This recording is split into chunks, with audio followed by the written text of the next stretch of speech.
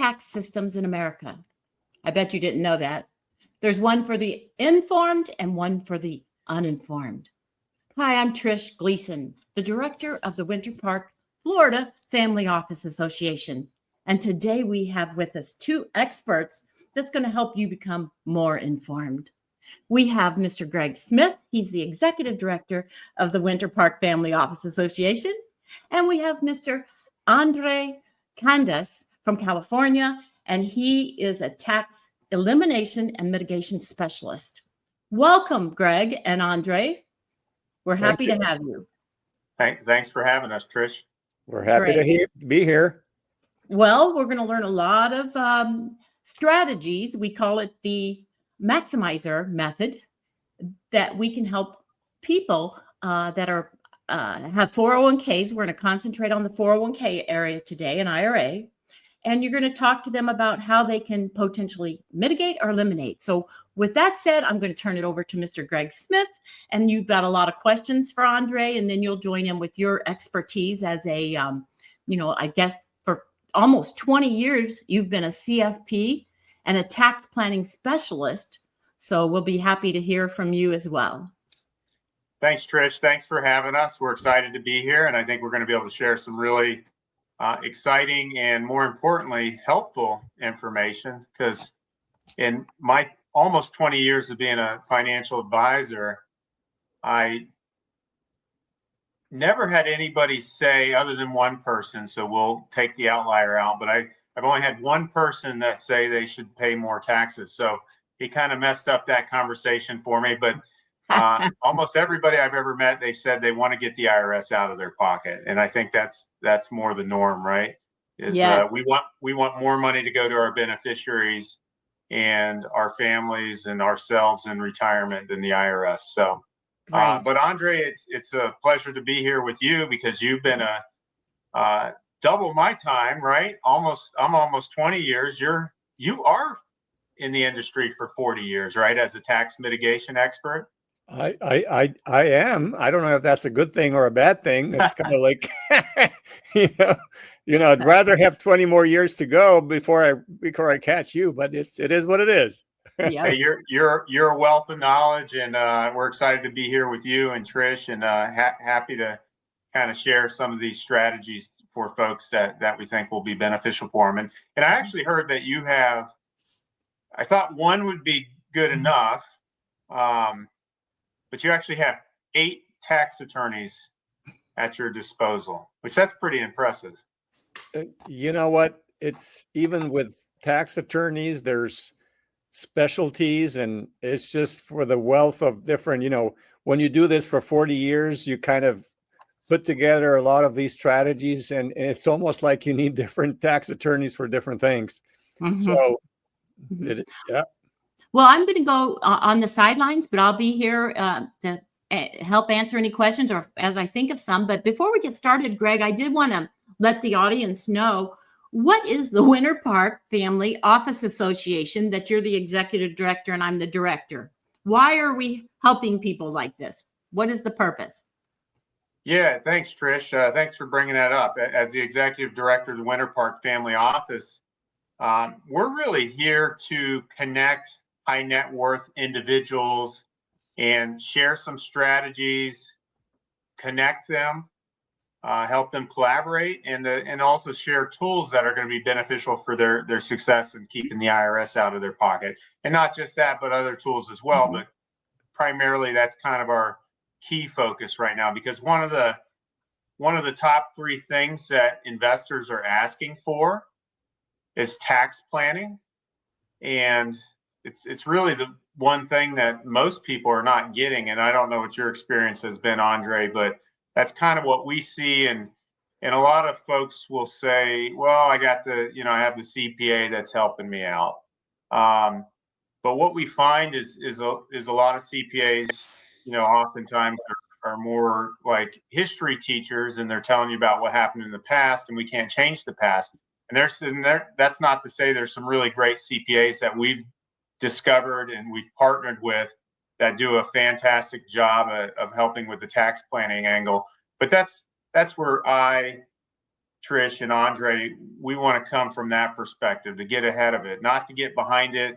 And, tax planning is very important. And the sooner you start, the better off you're going to be. And that's why we're sharing some of these strategies. But that's really a big part of what we're trying to accomplish with the Winter Park Family Office Association, is to help those high net worth folks, tax mitigate, share strategies, connect, and collaborate. Great.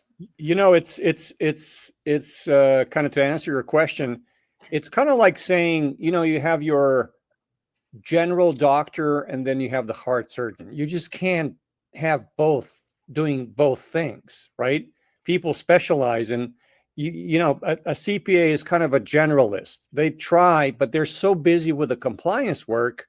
The question is, I usually ask people, when was the last time your CPA offered a new tax strategy? And usually what you get is never, right? Because it's not that they're bad. It's just they don't have the time. That's not their focus. Their focus is to be compliant, have the basic stuff as strategies, and that's it. And that's the reality of it. Mm-hmm. And Andre, will you or I fill out 1040 forms ever? I don't think so. But see, that's not our specialty, and so that's why therefore there. But we are busy with other stuff, right? You got it. So, Greg, why don't you maybe start asking some questions of Andre, and then put your 2 cents worth in as a tax planning specialist as well. Yeah, it's a strong focus for us, as it is with Andre, and that's why we partnered with Andre. So, Andre, we'll kind of dive right into it and just look at maybe one of these strategies. There's a lot of strategies, so we can't. I don't think any of the listeners are going to tune in for an 8-hour presentation. So we'll just focus on one of them today. Yes. And maybe you can walk us through how one of these strategies works, and we'll kind of get into the nuts and bolts of it. Okay. Yeah, we'll do a high level kind of, we'll give you a high level of the big idea, right? For each strategy. I'm sure if people are going to be interested, we can definitely continue with other strategies. But today I'd really like to focus on what we call a maximizer method, the 401k edition, which is basically the big idea is, people that have a good amount of money in their tax deferred accounts, it can be, regular IRA, could be a 401k, could be a simple IRA, could be anything that's tax deferred. They realize usually too late, if you've got $2 million in your tax deferred account, you realize when it's almost too late that you're going to have a large RMD, which is the required minimum distribution, which kicks in at 73 years old, that you're going to have, because you have these distributions, that's going to trigger what is called provisional income, which is taxation on your Social Security income, which otherwise would not be taxed, right? So you're losing money on taxes on Social Security that you otherwise wouldn't have. And then you have what is called the IRMA effect, which is the increase in cost of your Medicare. It could be $5,000, $10,000 a year more to pay for Medicare because you're considered a wealthy person. So anyway, so people kind of get that idea sooner or later that they're going to have a big problem with that. But now they think, well, man, the only way I can do this is to convert everything to a Roth, right? And a Roth IRA as a backdoor Roth conversion means that you can actually take your, IRA money and convert it into a Roth kind of on a backdoor, not with new contributions, but with the existing money in a tax deferred account. But what that does is you would pay a huge tax on that conversion, which could be in an expensive state like California, where I live, 50%, right? So you're losing 50% of your tax deferred dollars for that conversion, which is outrageous. And so our big idea was, and that, we kind of developed this strategy about 15, 20 years ago, in its initial version, but we keep improving it. We said, okay, we have to find a way, if there is a way, to kind of create, kind of do that, so to speak, a similar effect as a Roth conversion with no negative side effects of our Roth or of our Roth account. So we want to have something that is not just a bucket of money that behaves like a Roth, but we wanted something that is stronger than a Roth, but it has the same tax benefits, meaning no tax on growth, no tax on distribution. But we also wanted to do that conversion with minimal or no out-of-pocket taxes, which sounds like a pie in the sky. You know, it's really, when you hear about it the first time, it sounds unbelievable, but it is possible. And the way to do it is we need to have an asset that we purchase within a qualified plan or an IRA. So an asset that has a very compliance-driven way to measure the appraise the asset, right, after a certain amount of time, and we can do this in between 3 and 5 years of time. And that asset has to have a way to be appraised because of the way it behaves, in a manner where we do the valuation because of the expenses and however the asset is handled within a 401k is then distributed at a lower taxable basis than the amount that has been put in. And I can, probably go into the example of a real estate transaction if you'd like me to do that. I think that would be a good idea, Andre. Okay. So, because this is a very difficult, is very abstract to a lot of people, but more people understand, or they think they understand, real estate better. And I'll give you an example of how this compression actually happens. So in the real estate world, there's a concept that's called the J curve. The J curve meaning that, I'm just going to try to simplify it as much as possible. It's not that complicated as it sounds. It's just, if you buy a piece of land, let's say if you buy a land for $300,000 and you're wanting to build a house, you're a developer, you want to build a house on that land and then sell it for $1 million after it's all said and done, right? That's, typically it will cost you maybe another $300,000-$400,000 for all the permits and the foundation and the architects and all that's involved, and maybe costing you another $300,000 on top of the land cost. And then if you finish the whole thing, you would have sold it for $1 million. Mm-hmm. But while you're in the process of doing that, and if you were forced to sell that piece of land before you finish it, then you probably, you just needed money. For example, you just are not able to finish it.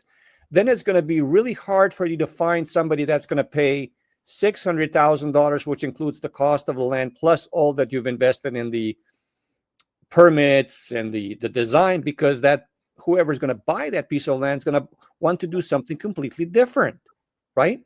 So what that means, they're going to say, well, I'll only pay you $300,000, whatever the land is, or I don't care if you spend another $300,000, you just haven't finished the project. So the reality of that is, if I finish the project, I'm going to be able to sell it for $1 million. But if I don't finish the project, I may lose money on this deal because I've invested $600, but I can only collect $300.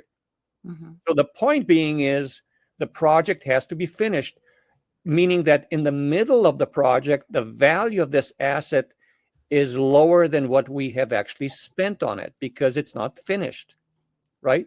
And we're applying the same concept within a 401k. In this case, we're not buying a piece of land and real estate.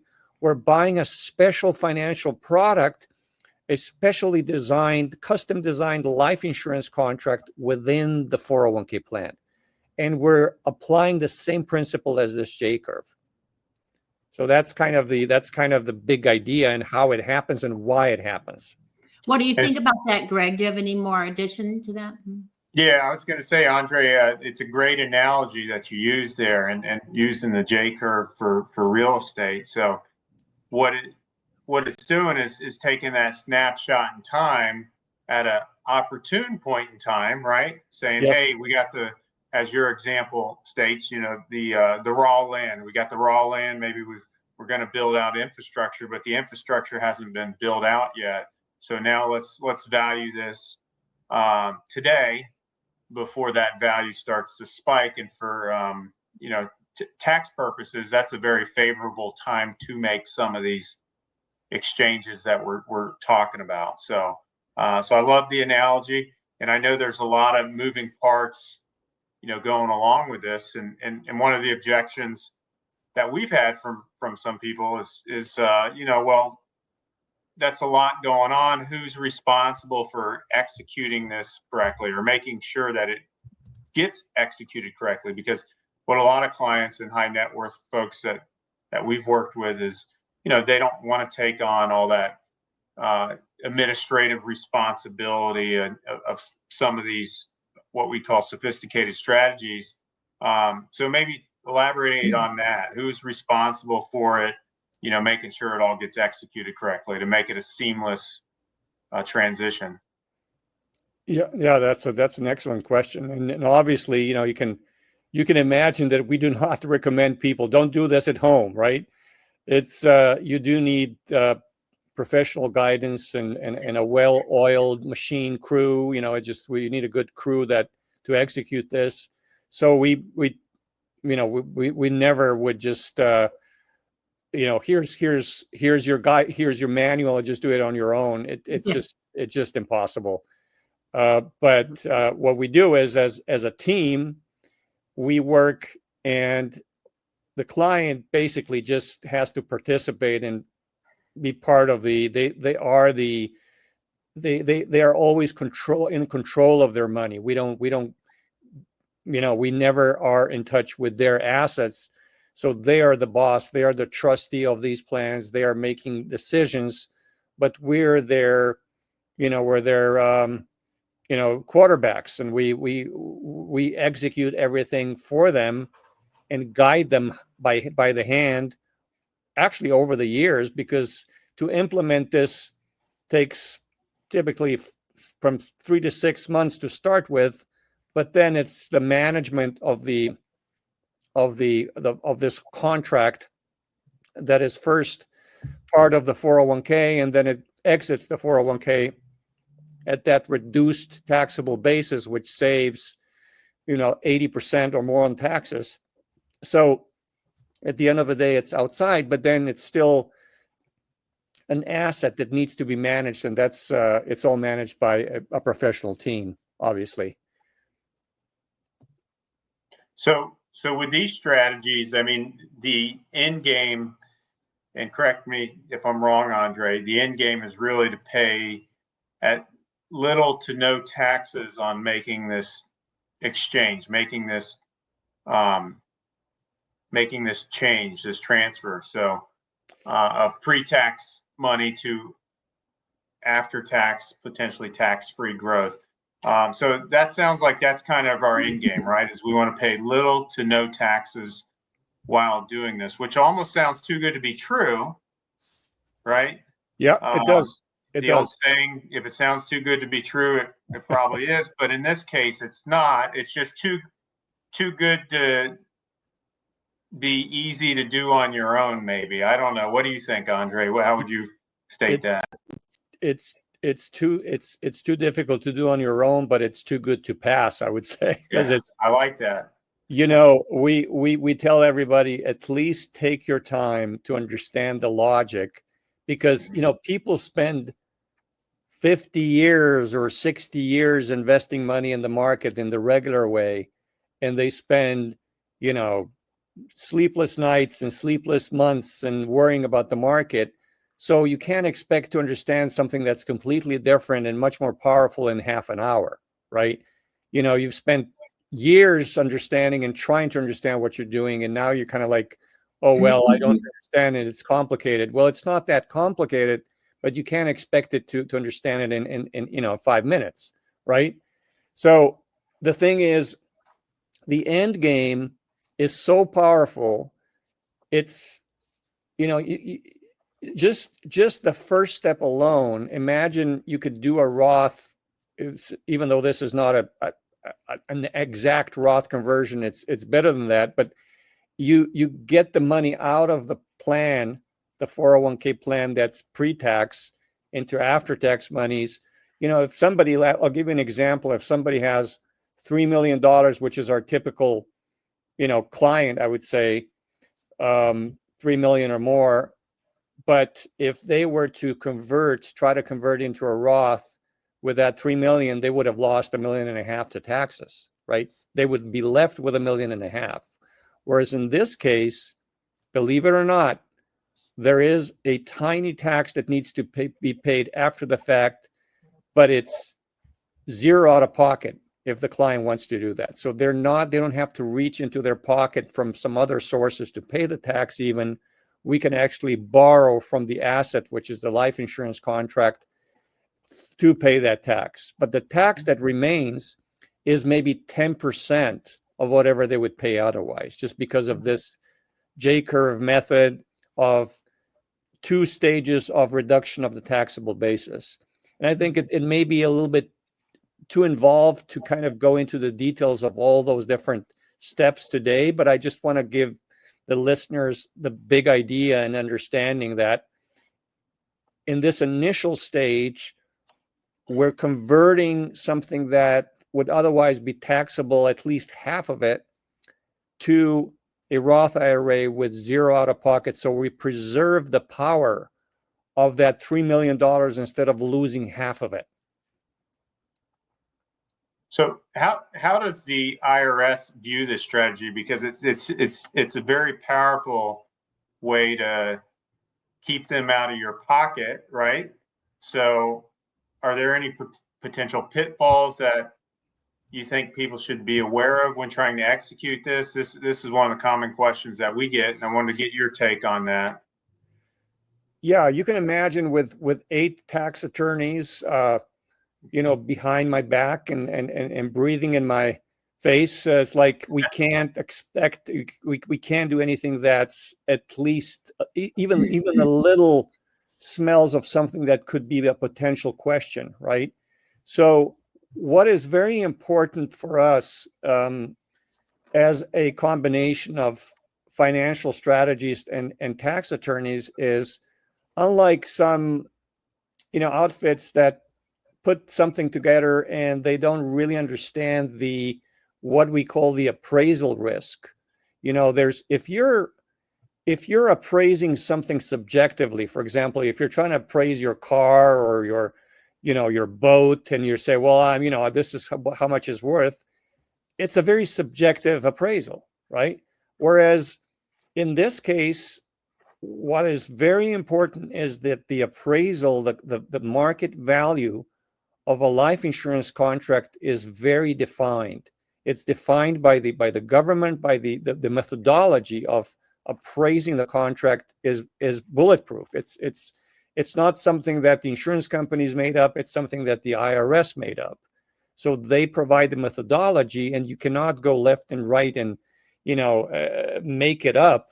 It is what it is, right? So that is the very important part in saying, is this, how does the IRS look at this? The IRS looks at it exactly how they defined it, right? So they don't, if the insurance company values these contracts the way they have to, and they will, because they're not playing any games, the IRS has nothing, they know that it's done exactly the way that it should, and that's it. Mm-hmm. And I want to share something that I think would illustrate why these tax savings are so powerful, which we already understand, the tax savings, implications there and how important tax planning is. But Trish, I had a couple slides I sent over. If maybe you could let me share pull it those. up here. That's perfect I'll just idea. point out a couple real quick things, if that's all right. Yeah, there you go. All right, and chart ends in 2023, but we get the idea, and we're still on that same tax plan right now, the Tax Cuts and Jobs Act, which is actually set to expire at the end of this year. We'll see. They may extend it, or if nothing happens, something happens, and then the current tax policies expire and the rates will go up a little bit. But in 1913, you had the Rockefellers and the Vanderbilts and all the famous people, rich people meet, and they wanted to create this, talked about creating this income tax system, federal income tax system. Very un-American at the time, right, Andre? Yeah, exactly. But it started out just a little bit, and then bam, it spikes way up. So you can see there, why did it spike up? Well, you had World War I. You had guys fighting in the trenches, and it was the most expensive war the world has ever seen. Well, the Allies win the war, so you can see on that chart. And Trish, I don't know if there's a way to use like something to draw on there, but you can see the big drop after the war was won. We had to finance the war. We had to pay for it. That's why tax rates spiked so high. And then the Allies win, it goes down. And then guess what? Germany and Japan, they're at it again. So now we have World War II, which is now by far the most expensive war the world's ever seen. And now it's whoever wins this war is going to have the best tanks and planes and submarines and technology. So this war costs a lot more. It's not just people fighting in the trenches anymore. So we had pretty high tax rates for a while, and as recent as 1978, we had 70% tax rates, top marginal tax rates, as you can see on this chart. So that's fairly recent. And then now we're in lower territory, but that certainly can change. And if we look at the next slide, let me see here if I can, there we go. This one's a pretty busy slide, so it might be hard for some people to see, but the main thing I wanted to highlight on there is, wow, it's very hard to see. But the debt on here, let's see if I can find that. There, okay, it's at the top left. I was having a hard time finding it, and I've been using this slide, so you can imagine. All right, so the U.S. national debt, and this is usdebtclock.org, O-R-G. It's kind of interesting. If you go to the website, you'll see all these numbers in real time, constantly changing. But I took a snapshot a few days ago. And the U.S. national debt is almost $37 trillion. That's trillion with a T. And when you look at that number, I don't know what your thought is on that, Andre, but a lot of people think that tax rates are probably going to go up some point in the future. So it's important to plan now before that happens. Mm-hmm. And if you ask any 7-year-old kid, they might tell you that tax rates or the debt could be going to infinity and beyond. Yeah. So to make a little Toy Story reference there, but thinking about the looking at that chart that you showed us, if you think about it, we are now at a lowest we're pretty much at the lowest tax rate that this country has ever been. So, if taxes go somewhere, they're going to go up. I mean, we listen to, politicians every day and how they're trying to do this and they're trying to do that, but the numbers are black and white. They can do certain things, but there's going to be a lot of pressure on taxes, and I would not count on taxes going down. I would count on taxes going up. So it's better to get out of the tax, this tax situation as soon as possible if there's a legal way to do it, and there is a legal way to do it. So now is the time. And I have an interesting. I don't know if you kind of know about this, but this is an interesting story. When taxes were after the Second World War, they were still pretty high. And Ronald Reagan, he's an actor, right? He was in the movies in Hollywood. And in California, in your highest bracket, your highest federal bracket would be 93%, wow, which was above a certain number. I don't know if it was 100,000 at that time or 1 million. And then California took the remaining 7.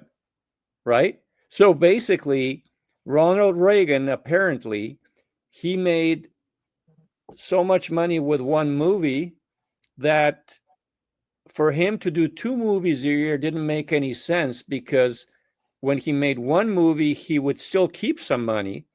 But for the second movie, everything would go to taxes. So he says, doesn't make any sense. You know what I mean? He was in a 93% tax bracket with the second movie.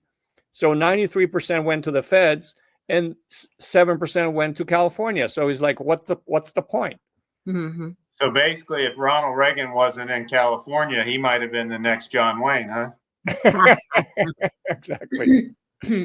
But, I was thinking back to your chart, Greg, can you imagine the people that are watching this program that have $1, $2, $3, $4 or more $1 million in their 401k or their IRA, and they don't know where taxes are going to go? Can you imagine if this was 1978, they only owned 30% of their money? And Andre, in association with Greg and myself, we're trying to show you ways that you can be informed and make a big difference to where, who knows, let Andre work his magic with his projections, but you could save or mitigate up to 100% in taxes with these strategies. And then not only are you mitigating the taxes, you're now in a position that anything that you earn after that is all tax-free, because it has the status of a Roth IRA. It's not exactly a Roth IRA. It's better. It's a life insurance contract of a very specially, custom designed one, but it has the tax advantages of a Roth IRA. So first we distribute the money at a 0% out of pocket tax liability, because we can reduce the taxes first quite a bit because of this actual situation with the value of the contract. And then we can borrow. We don't even have to reach in our pocket for the remaining taxes.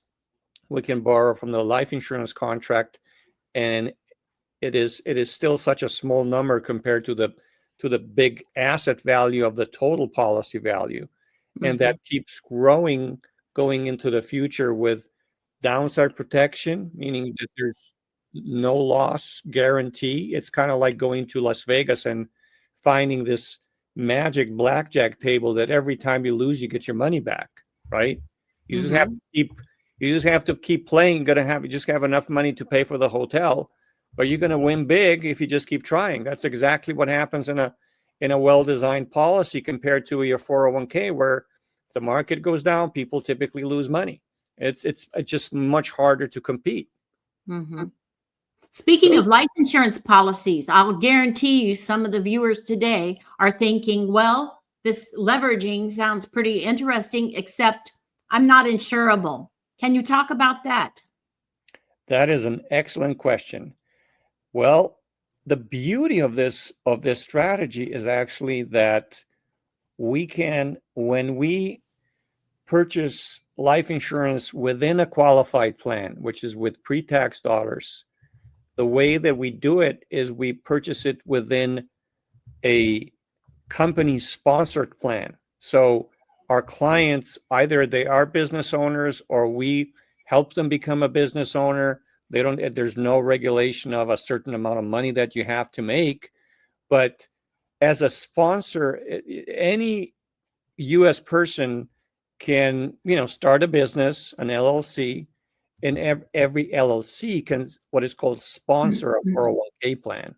So that 401k plan, let's say you're a father and a mother of a family that, you're in your maybe mid 60s and you have kids that are in their 30s, right? So you can, instead of just having this 401k for you, the parents, you can make this company a family business, and the kids are also part of that business.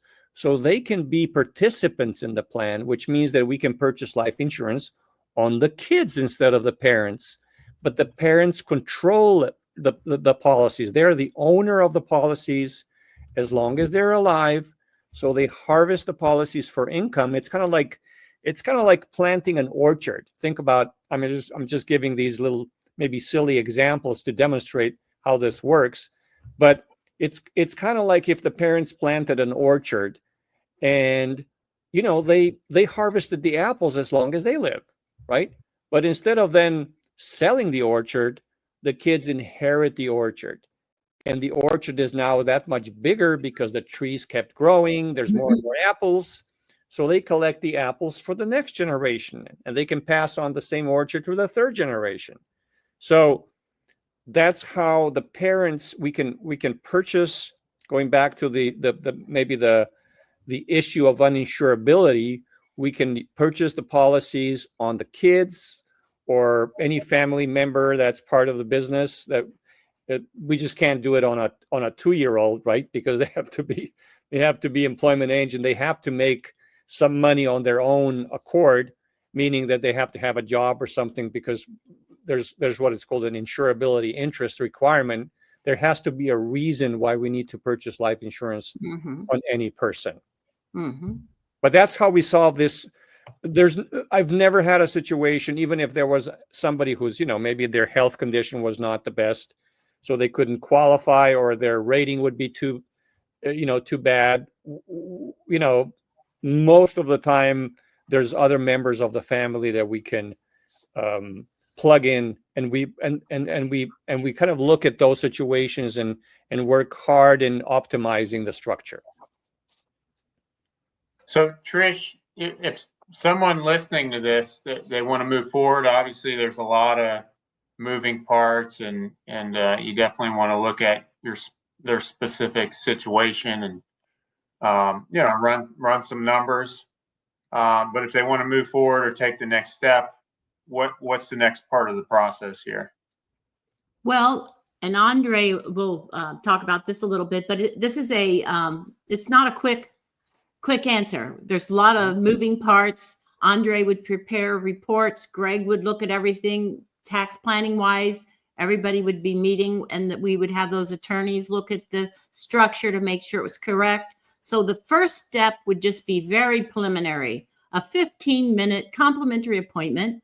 You would go to our Calendly, or you can email us as per written here below, and just talk with me for 15 minutes, just so I can qualify you.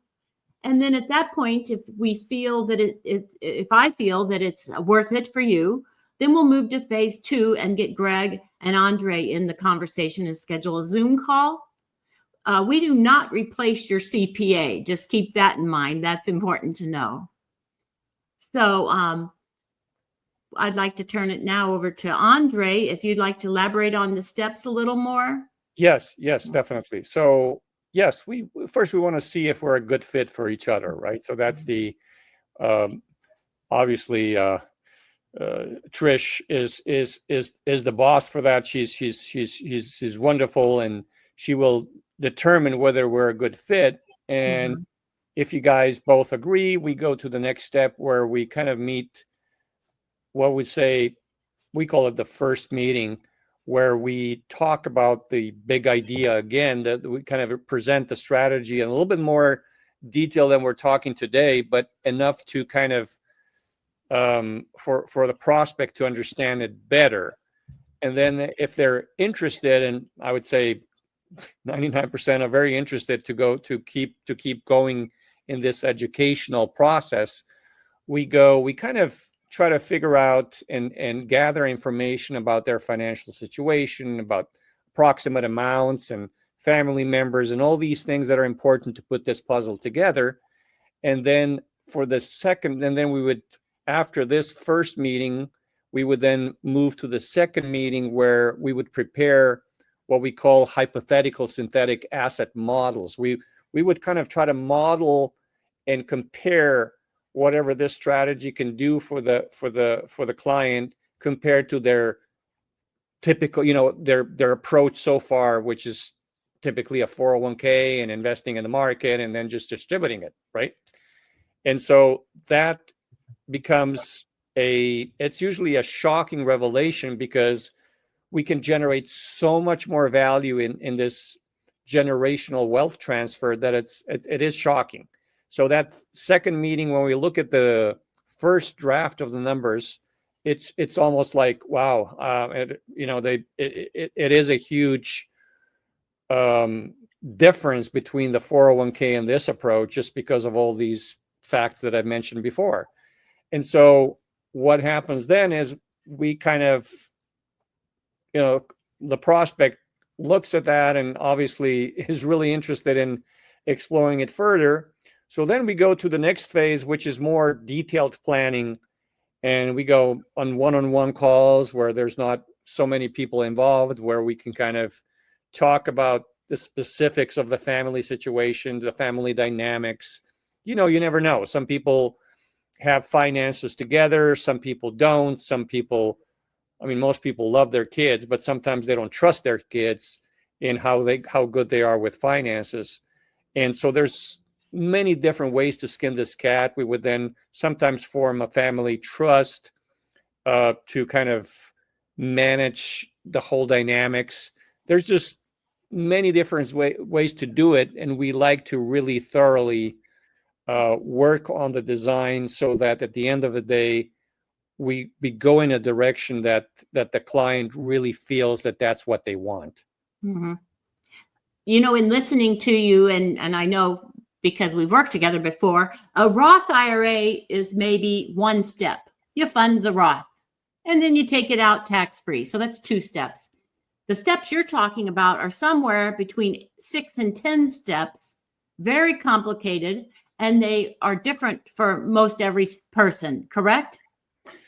Well, see, when we talk about Roth, we only mention Roth because people think they understand what Roth is. Roth is just a container of money where you've paid taxes to get into a Roth, and then you don't pay taxes in the future for any gains or distributions, right? But it still doesn't protect you from losing money, right? Mm-hmm. Roth is just it's a better situation in terms of taxability, mm-hmm. but it's still just a very, it's a very plain thing that somebody has to manage, and it can also lose value.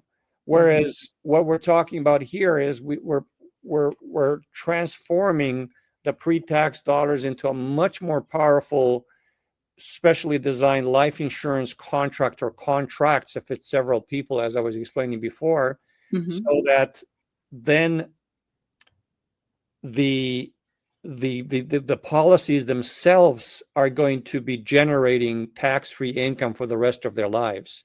And there's a lot of ways that we can tweak. And, for example, in the case of Greg managing the money as in addition to the policy itself, now the client can make money on both sides for the same amount of money, for the same cash flow. They can make money in the policy, and they can make money on the money that's managed outside of the policy. And then combining the two combined is going to provide the sum of both gains. That on one side the policy does its thing, on the other side Greg does its thing, which is much more stable than if Greg just had to do his own thing. He wouldn't have a backup of the policy. So it's a little bit of I don't even want to get into too much detail today because it's a little bit of an abstract concept that I think is better explained when people get to that second meeting and we go deep into the spreadsheet and explain it. But suffice to say, it's kind of like having a rich uncle that's always has your back instead of being alone, right? And if you lose money in the market, there's nobody to save you. Whereas here, you've got your policy that's your rich uncle, and then you can be more aggressive in the market if you really want to be, but you actually don't have to be, because now you're compared to somebody that has to pay a 30% tax on every gain, mm-hmm.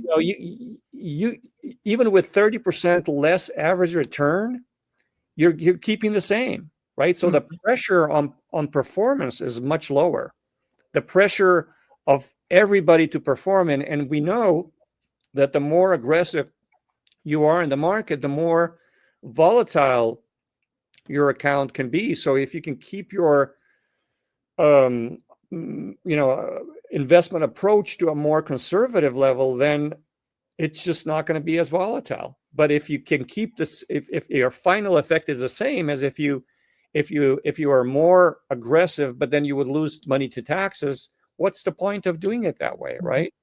Right. Greg, do you think where I was trying to get at with these steps is, do you think because there's so many steps, this is a advanced strategies, do you think that's why so many CPAs are not initiating this with their clients? Can you address that, please? Yeah, great question, Trish. And I think that's really the reality of it is it's a lot of behind the scenes work. There's a lot of moving parts. Although Andre, helps make that seamless for the client, the CPAs, they still want to, understand all the steps, and a lot of them haven't taken the time to really tax plan, like we've said.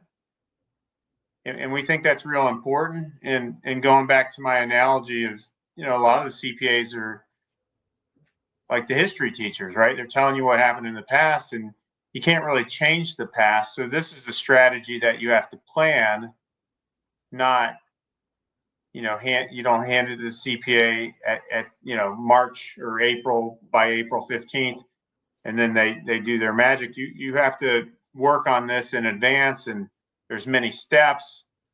It is a bit of a complicated process, but once you understand it, it's not so complicated. It just takes some time to get educated on the strategy. And I think that's one of the key reasons why many of the CPAs don't know about or promote the strategies, just the same as they don't promote a lot of other tax planning strategies that I myself have used in the past almost 20 years as a financial advisor and now certified financial planner, because it's work, right? It's extra work, and it's a full-time job, right? I mean, it's a full-time job. You can't you just can't, right? Mm-hmm. For example, can we pull up just real quickly to show the audience how many tax codes Andre's team of tax attorneys have listed that they're following? Do you mind, Greg? Can I pull that up? I think I have it. Can I pull it up? Yeah, go ahead. Yeah. Okay, thank you. Oops, hang on.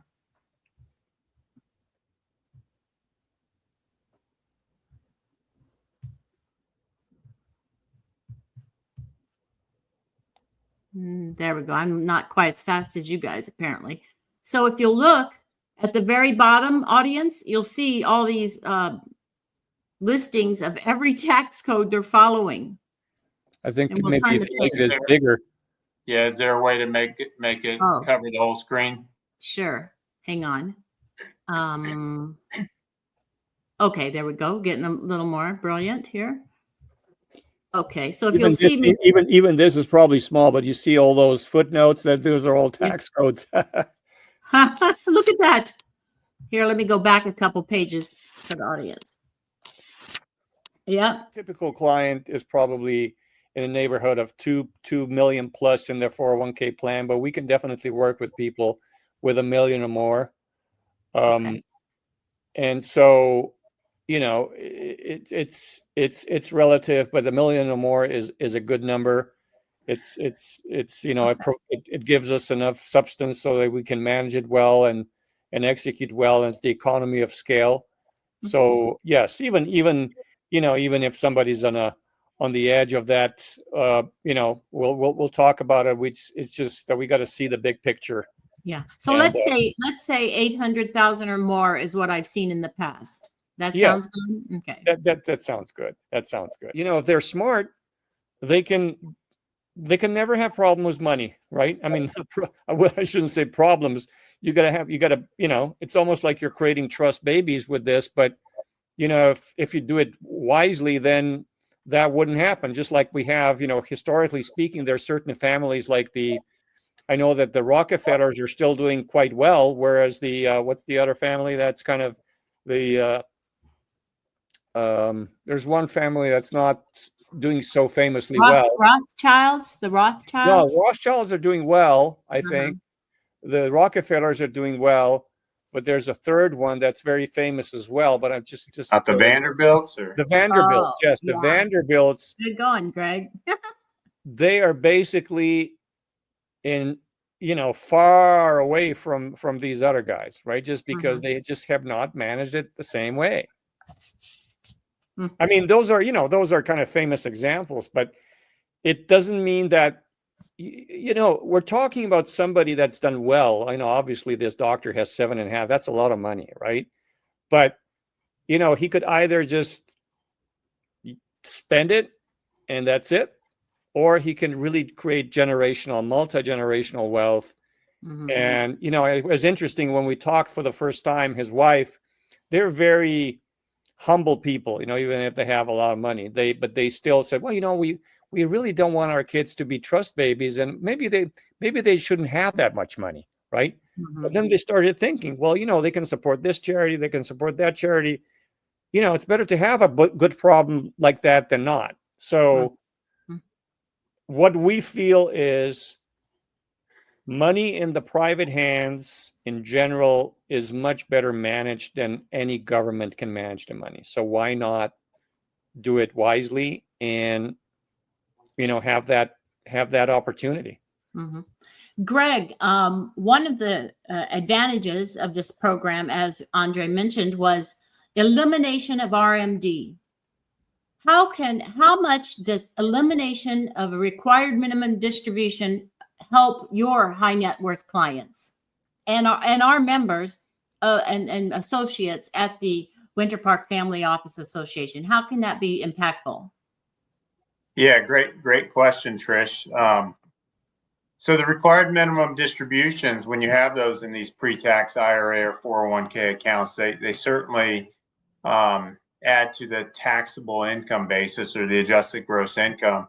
And oftentimes these same people that we're talking about right now with Andre, the ones that might have, 2 million or 5 million or 7.5, in a pre-tax account, well, they're going to have a pretty big required minimum distribution. And why does the government make us take money out of pre-tax accounts? Well, Andre and Trish, you probably both know that answer.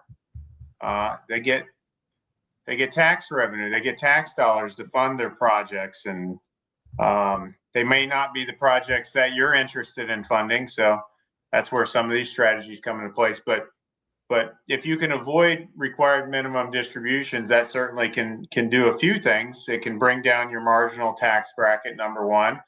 It can also, as Andre has mentioned, potentially decrease Social Security taxes. It can also decrease Medicare Part B surcharges, some excess premiums. The IRMA tax as well, which is another stealth tax. There's a lot of stealth taxes that go above and beyond what the marginal bracket tax is, because we're in a progressive tax system, and the last dollar you make, you're keeping less of that than the first dollar you made. So if you can shift some of this income and not have to take required minimum distributions, or at least get them down to a minimum, then you can potentially save on your marginal tax bracket. You can save in your Medicare Part B premiums. You can potentially save in Medicare Part D premiums. You can potentially save on Social Security taxes.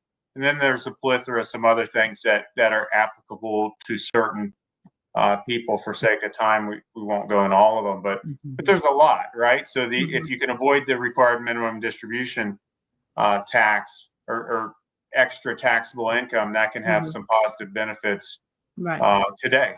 So if these seemingly small amounts, they really add up, right? Yeah. So Andre, or Greg, either one of you, let's say I'm a person with a $3 million still in my 401k or IRA, and I'm 73. Roughly, what are they going to be forced to take out every year of that account? Is it like 3%? I believe Greg actually knows the number. Yeah, I'd say it's based on actuarial tables, and it's closer to 4%. But just under. So what was the amount you said? Oh, 3 million. They're going to be forced to take out $120,000 a year.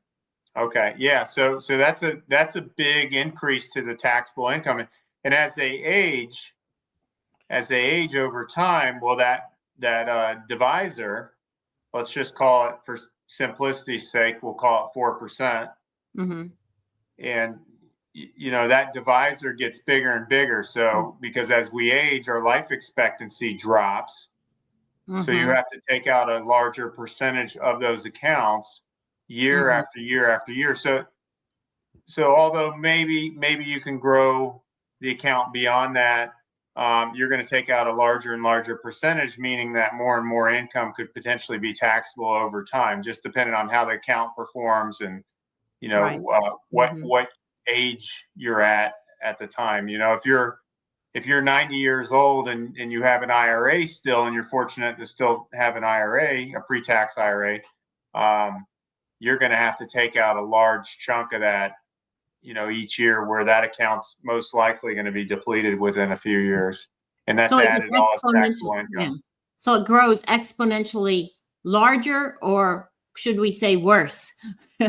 I'd say Because you're forced. the required distribution factor increases every year, like the amount that you have to take out of the pre-tax account, the percentage of that account. Now, the account value might be less because you've been taking money out, but the percentage of that account is going to increase year after year after year. So if you take that, and then we know they're going to probably have Social Security, let's just ballpark it and say 80 grand between two people. So now they're up to 200,000 income, not counting any other income. They're going to be forced into a large tax bracket. They just made the IRS their beneficiary in retirement. Exactly. And it's even worse if people say, "Oh, I'm just going to leave it to my kids." Well, that's even worse, because they have to an inherited IRA has to be distributed in 10 years, right? 10 years, yeah. So you can't escape it. I mean, there's really the government can calculate very well how much they can calculate their cash flow pretty well. It's almost like an annuity for the government, right? Yeah, basically. And what did I saw somewhere where the advantages are litigation proof, sheltered from creditors, a litigation proof? Well, that's another thing that is kind of baked into the life insurance contracts. That is in most states, it differs a little bit, but in most states, it has a very strong asset protection component to it. So it's definitely much safer than any other assets anywhere else besides the true 401k. And it really, people like that, because you never know. You don't want your money to be taken away from you in retirement if you have an accident on the freeway, right? And that you get sued, and then you're 80 years old or 90 years old, and you lose your assets. So it is very useful that there is a very strong asset protection component with these plans. Right. Absolutely. I just have one more question. I don't know if Greg or Andre want to answer this, but it in some of your material, it says no out-of-pocket taxes. Yeah. Can you address that a little bit? So this maybe this is definitely deserves a kind of I would say that second call that I was talking about, but I'm going to try to just say it's true. It's true. Okay, it's so true. then we'll get into it next time. How's that? It is definitely true. It's just how it happens is deserves more time. Okay, so before we close, I just want everybody to know again that if you'll notice below, it says the Maximizer method has 4 strategies. Today, Greg Smith and Andre Kandus were talking about the 401k IRA to show you ways to get money out of your 401k IRA with the least amount of taxes, which could be up to 100% less taxes. other episodes, we are going to be discussing the high end for the people that are high earned income, capital gains mitigation, and estate preservation and maximization. But today, our topic was the 401k IRA. Would you like to make any mentions about any of the other strategies to pique people's interest? Well, definitely. Here's how we look at it as a group that does this for, that's our, let's say, life calling. We want to really we want to do a full circle, right? So people, if you look at the life of a typical person who is successful in their job or business, they keep making money, they try hard, they really, put their heart and soul in whatever they're doing, and they're being taxed every year. If they're making $1 million, they're being taxed big time, right? So the first thing that we need to kind of worry about is how do we reduce taxes on that earned income, whether it's W-2, whether it's business income. You've got doctors who are making $1 million or $2 million, but they're paying half of it to taxes, right? And so what happens is every dollar counts when you start compounding it. So the first level of strategies, what we call our core strategies, deal with tax savings, tax mitigation on earned income, which is the year by year taxation, right? Mm-hmm. Those same people then have a 401k, the strategy that we kind of on a very high level cover today. These same people might also be selling certain assets. So they may be selling a business. They may be selling real estate property. So they may have a capital gains tax challenge at some point. Those transactions a lot of times are even much bigger because they may be selling, a business that's worth $10 million, right? So there's another strategy very similar to what we've discussed today. It just deals with capital gains taxes. So we've covered earned income, 401k money, capital gains, and then lastly, those same people again, if they keep going, their net worth or the family net worth may be such that they're going to owe estate taxes. So our point being is, well, what's the point of saving all these taxes throughout your life if you're then hit with huge estate taxes? So the point being is we also have to be able to take care of minimizing or eliminating estate taxes. So that's the last kind of that completes the circle, mm-hmm. with strategies that solve that challenge. So we're kind of that's kind of the maximizer as a concept. Let's take care of taxes from cradle to grave, pretty much. Mm-hmm. That's how we can be the most efficient, because you know what I mean? It just, why would you not have to, right. Why would you work so hard to save taxes while you're alive and then lose half of it to estate taxes, right? Mm-hmm. Mm-hmm. So every step is important. So I'm just thinking for the audience, if you're a beneficiary or an heir, you may want to get a hold of your folks or whoever is going to be leaving you the money, and let's get a meeting put together to see if we can't put your assets that you're going to inherit in a much better position for yourself, and much larger possibly. So we're happy to do that too. Cost. What does this cost, Greg, to meet with you and Andre? Zero. Well, that's our language. Andre, that would be okay sign. Zero. Yeah. People really like zero, and we kind of feel that, we have to take that time and, give everybody that feels that they qualify a benefit of a doubt and spend a little time to kind of figure out whether we're a good fit. And okay. Even then, later we it's the money that, the out-of-pocket expenses for the clients are so low compared to what they're saving and what they're making. It's like at least 100 to 1, right? So it's the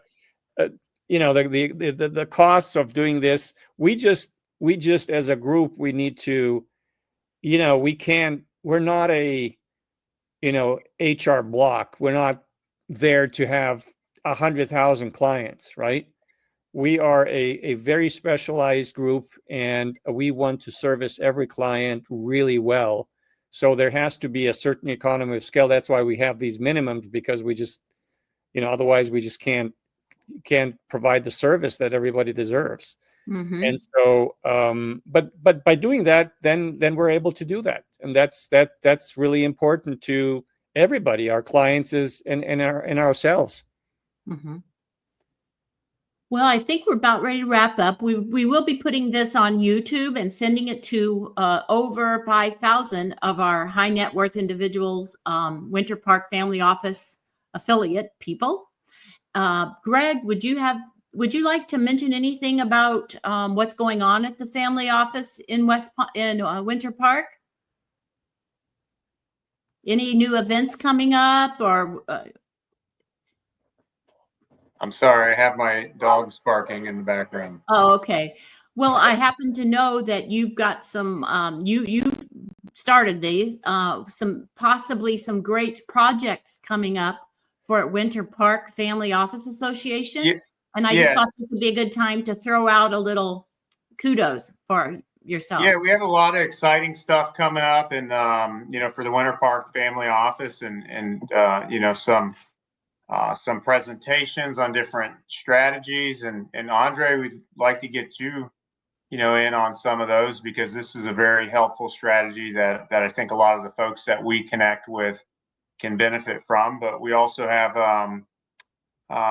excited to have the event we're doing with Kevin, coming up pretty soon. So a lot of information, some travel events, just a lot of exciting stuff. I could have the whole list. We might want to leave that for another Zoom call.